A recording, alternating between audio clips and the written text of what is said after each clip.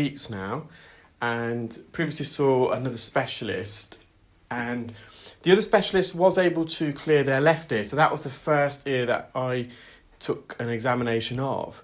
However, the patient's right ear, they were unable to remove it fully, and they got the patient to come back several occasions afterwards, and they actually saw this specialist yesterday prior to contacting myself, and unfortunately they just found the symptoms are getting worse, and the specialist, it would appear, that has got some of the wax out, but this residual wax is quite medial, so it's very deep and it's impacted, and the patient felt after their last appointment that the blockage got worse. It's plausible, possible, but it's hard to tell that this wax was actually, during the process of being removed, got impacted further in, and the patient was in extreme pain, and with it being the weekend as well, they really wanted me to try and squeeze them in yesterday prior to the weekend, because they weren't sure they'll be able to deal with their earache and wait until next week to see me. So we managed to get the patient in, and I'm just being very, very gentle here because the ear was very, very tender upon attending. In fact, they were holding their ear as they arrived because it was so painful.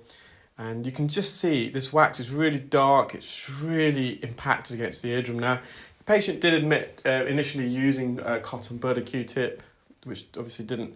I think that was what triggered their symptoms, and that's when they sought help. And you can just see this impaction. It's right up against the drum. There's a lot of oil in the ear already. They've been using drops in the last couple of weeks continuously. The patient did experience the caloric effects. I think it was this part here. As I was removing this chunk, they got a bit dizzy, and we just had to momentarily pause the procedure until their vertigo, they experienced a bit of vertigo, feeling of the room spinning around, until that subsided. That can sometimes happen when you perform earwax removal, with suction especially, because it does reduce the ear temperature and your ears regulate your balance, and there's an organ of balance on each side. You can see I managed to get this plug out off the eardrum, and it's just got stuck at the entrance, so the plug was larger than the entrance of the ear canal. So with suction, with a temperature change in your ear, essentially you can get a bit of vertigo. And also when you're removing wax off the eardrum as well, that can cause a pressure differential, and pressure can also affect the organ of balance.